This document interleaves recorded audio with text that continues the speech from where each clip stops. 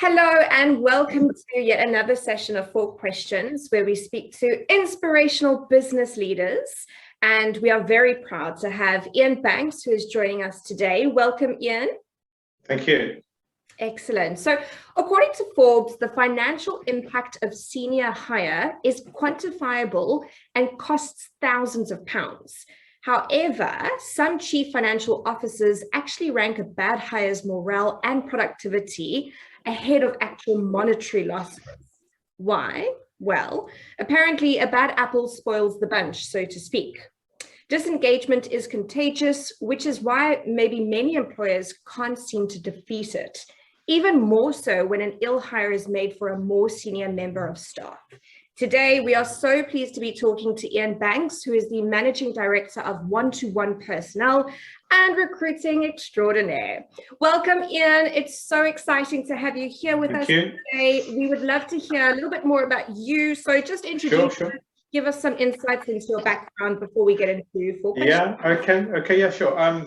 So I've got a business called One-to-One Personnel. We're a recruitment business, and we've been running now. Well, I've been in the industry now for 25 years. So we set our business up back in '96, called Bell, which I left in 2004. We set up One-to-One. We've been in business now for 15 years. People ask me, so, what do you specialise in? Because the industry has become specialised over the years. I remember years ago when we used to fill out our insurance forms, and you just tick the box and sign the form, but now they want to know what sector you're in. So it has become very specialised.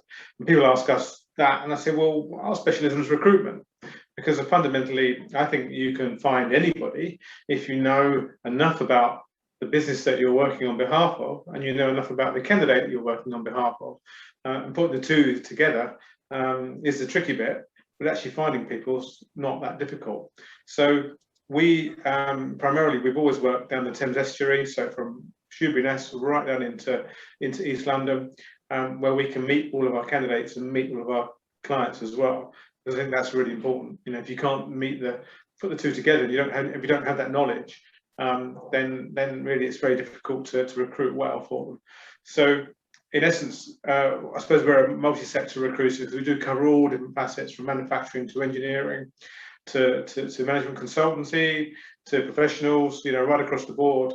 And so that's what we've been doing for the last 15 years, and that's what we're going to carry on doing, and it's all going pretty well at the moment as well. Oh, that's wonderful.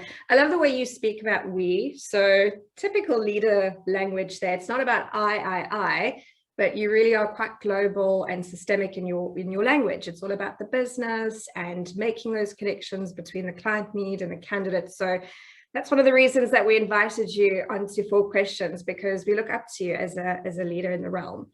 Okay, so let's go. Question number 1. Ian, you are not only head of talent acquisition at One-to-One Personnel, but you're also recognized as a leader in the talent space. What has your biggest challenge been in your career? Tricky question, but biggest challenge. No, I thought about this. I don't think it's that hard, because it's something that we've kind of had to deal with ever since we started in business back in 2004. Our business has been through 2 recessions. We've been through the pandemic, and now we're on the other side of that. And I think that the hardest thing for us as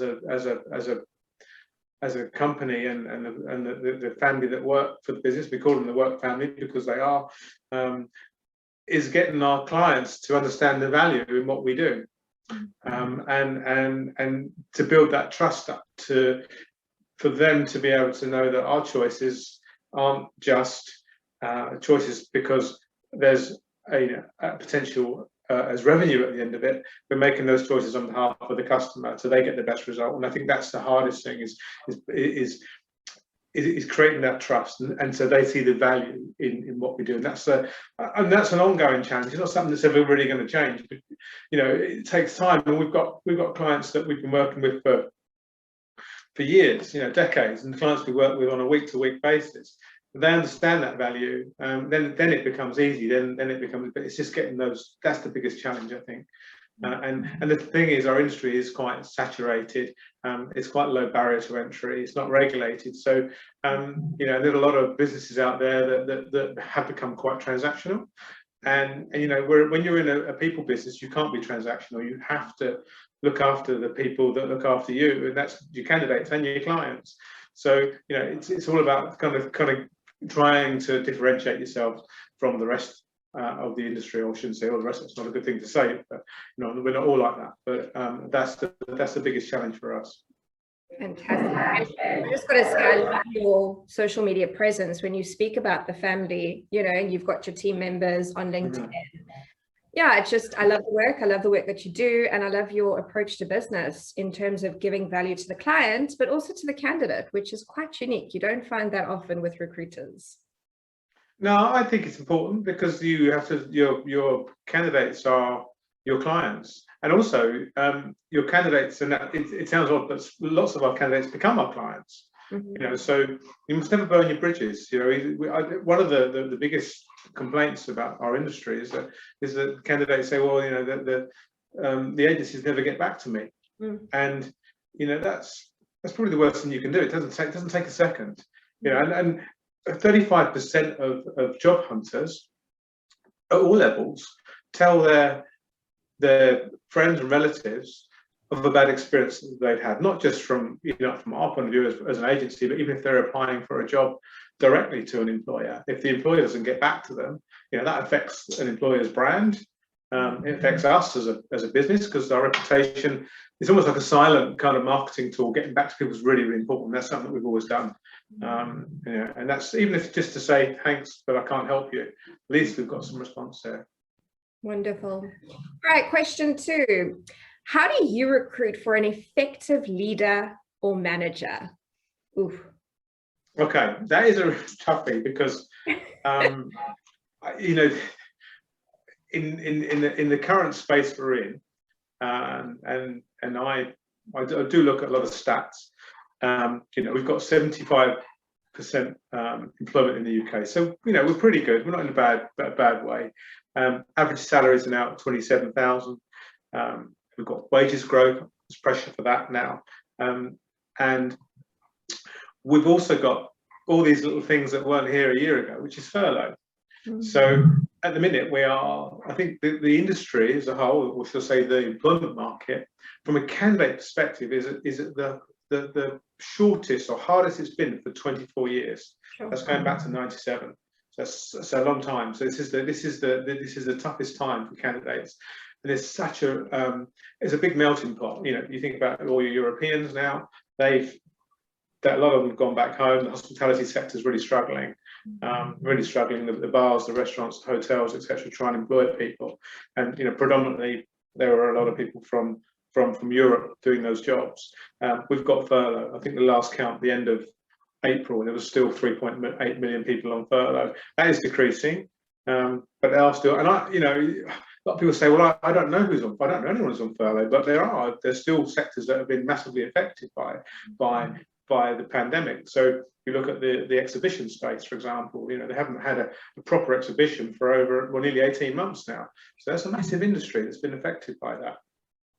So what's happened, those people in the industry have now gone to go and find different jobs. So they've got a real challenge trying to find people, whether it be, from the bottom end of the ladder right up to leadership to senior management. So all these things are in effect. And also, if you're going to go and find yourself a new job, you cannot be refurloughed. So it makes people cautious. And we've got all this kind of caution about the pandemic and the way that's changing things as well. And so you put that into the mix of Brexit, it's almost like a perfect storm. And the candidate shortage is probably, like I say, it's the worst it's been for 24 years. And we had a meeting today, a staff meeting. We're talking about that and how we're going to find people. And you've got to be creative, whether you're looking for someone, just to do a menial task or up the ladder, to a senior manager or a leader. It's really about how you market yourself, because ultimately, your best way of finding people now and actually nurturing people is through the passive market. And that then brings into question, well, how much can I afford to pay someone? Because the first thing that a candidate will ask you is, well, how much? That might necessarily be the reason that they're actually looking to move, because most of the time it's not. There's some form of dissatisfaction in the role they're doing, but it's the first question. So, it's how an employer is, and their brand, and their own sort of employer's brand, how well that's known, and how you kind of nurture those people. Because I actually think that leaders are kind of born to a certain extent. If you do you go and do a raft making exercise, you'll quickly realize who the natural leaders are, the guys out there that are saying, well, let's do this, and you can separate the managers and the leaders quite naturally with those kind of exercises.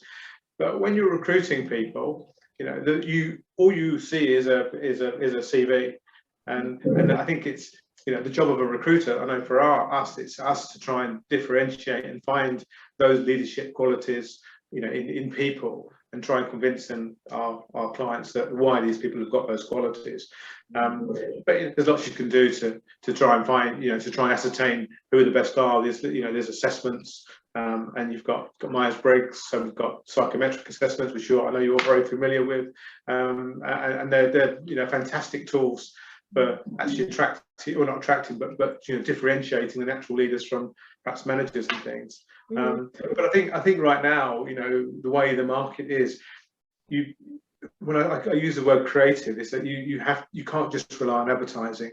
If you are a business that's looking to expand and grow, it's great to nurture people internally, but you still got to look out there and find out who's out and about.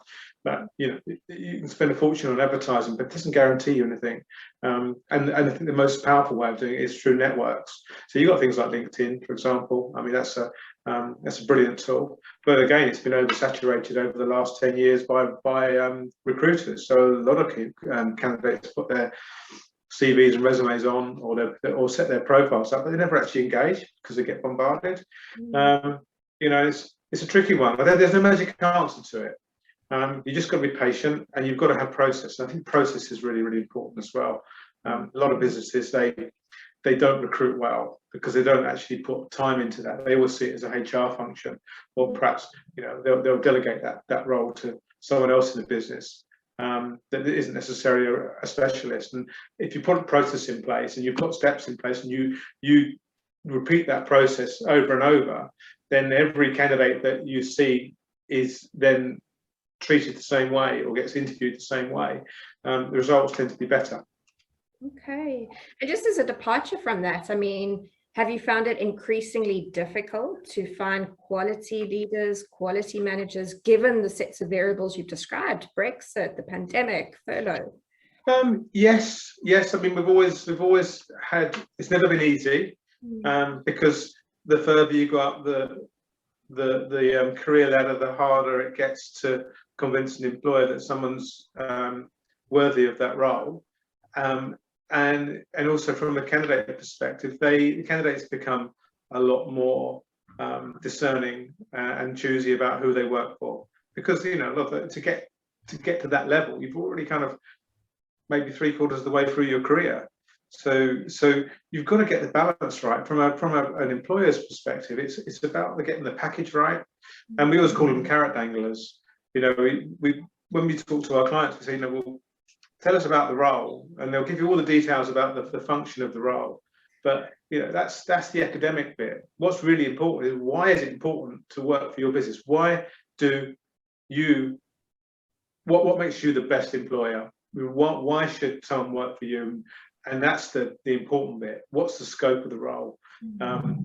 Not the academics. That is important, but ultimately you want to attract someone, and that's the bit where employers, they struggle with, because perhaps they've already got salary structures, they've got things in place that they've had in place for years, and they think, well, it's not broke, don't fix it. But things are changing. People's expectations are changing. People's mindset to work is changing because of partly because of what's happened in the last 12 months, the work from home scenario. Well, that's here to stay, and then if the employer hasn't kind of got cottoned onto that and started to make plans for people to work flexibly and things, then they're already behind the curve. Because this is now happening.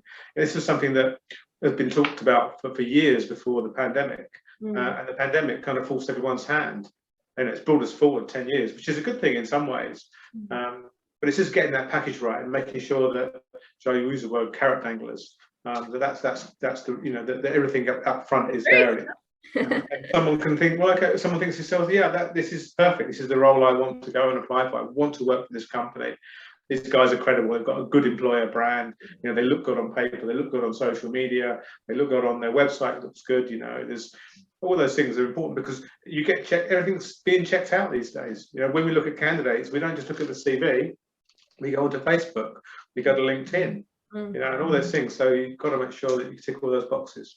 Exactly. And the reverse can be said to be true. So for business owners of small enterprises that are looking at sort of their leadership compliments, correct me if I'm not mistaken, but those leaders can be picky. So they're going to check out the company's Facebook page. They're going to check out the website, LinkedIn. They're going to look at people who work there, and they're going to make an informed decision as to if they want to actually engage further. Yeah, absolutely. And it you know, both parties are interviewing each other. And more so the further you go up the career ladder, because like I say that they you know, candidates become very discerning at that level. It's not always about money. Money is important, but it's about the culture of the business, you know, the people they're working with, and whether or not they actually fit in, because that's also a really important factor as well. So you've mentioned something really important, culture. Leads us to our next question, question number 3. Ian, how important is context or culture of your client's business when you're sourcing a candidate? So, I mean, I can rephrase it and say, are you just looking for a profile of person to slip into that job description? Yeah. Or are you actually looking at the culture of the person, the culture of the business, and fitting with? I think with context, there's probably a little bit more fluidity around that, because if you can convince an employer to kind of relax the contextual element of it, and be open-minded, then you've got more chance of filling a role, because people do have transferable skills. People can learn. You know, it doesn't necessarily, shouldn't always be black and white. So certainly if you're recruiting for attitude and that kind of, you know, you can't teach attitude. You can teach everything else. And if people have got transferable skills and candidates could learn, and they, you know, it'd be surprising how quickly people can pick things up. But culture is really, really important. You know, one of the reasons we've always kept our business local, original, is because you need to understand the culture of a business. It's really important. You know, I know that the last 4 months has been difficult. You can't go out on client sites because you've had to do Zoom meetings and things. But there's no substitute for walking around a client's business, whether they're manufacturing or they're an office-based business, because you get a feel for the demographic, you know, and the type of people that are working there, the layout of the offices. Was there a modern, funky place, or it's an old-fashioned offices? All those things you get a feel for, you know, and those things are so important, because ultimately, if you're looking to attract a candidate in and you haven't qualified that cultural element and trying to sort of see if they're right for that culture, you know, it doesn't matter how academically astute you are or how quick you learn. If the culture doesn't fit, then it's not going to work. And ultimately, you know, by then it's too late, because you've already employed them, and then 6 months down the line they're leaving for another role. The trouble is, I mean, the cost of employing someone, this is an average cost across the UK, and this is a survey that was done back in 2016, so it's probably more now. Over 6 months to employ someone, it costs the company £35,000. So that's an average cost, and it probably doesn't sound that high, certainly for senior managers and leaders, but you know, that takes into consideration everything up and down the UK, from you know, from sort of more unskilled roles right up to the top.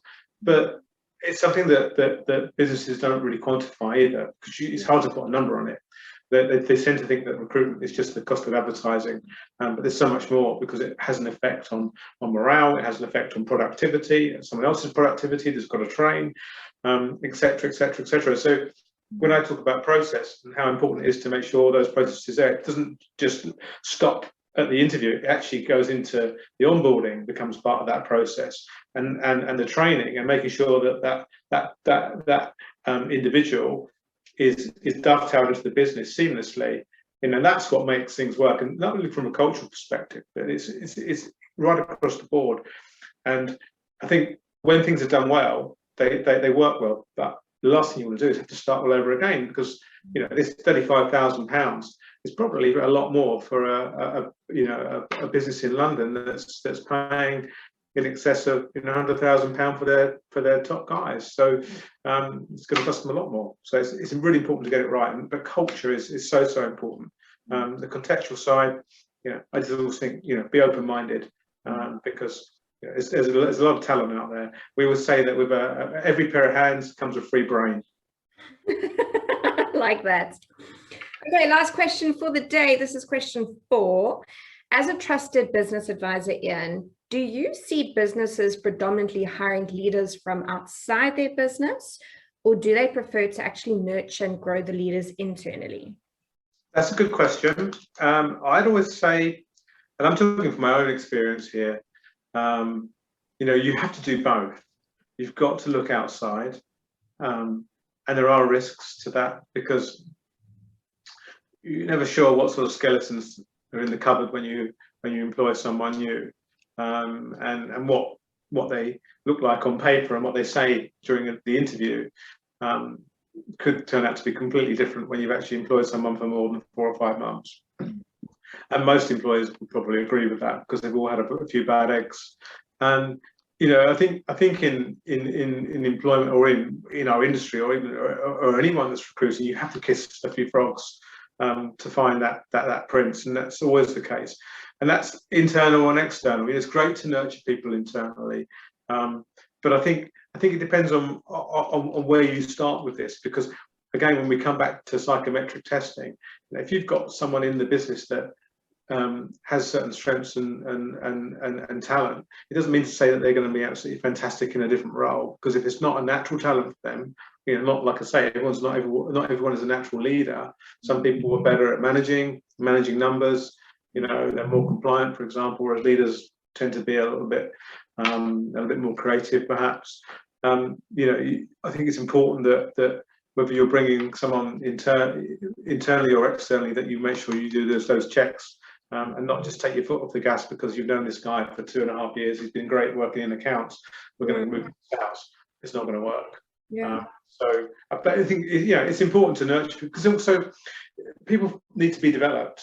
If you've got staff and you've got a team of if they're not moved on and helped, they get stagnant. They will stagnate in a role if they're not given something to do. They all want to. Most people, not everyone, but most people want to develop their careers. And that's what keeps them coming to work. Absolutely. Interesting thoughts, interesting perspectives and opinions, and this is exactly why we brought you on to 4 Question today. And that is it for the day. Thank you so much for your time. You're Thank you for your insights. It's been an absolute pleasure picking your brain and just finding out sort of your stance and perspective on recruitment, on leaders, management, and just the industry. And here's to cheersing that Freedom Day is going to bring us some traction in business and continued success. Thank you so much for your time. You're welcome.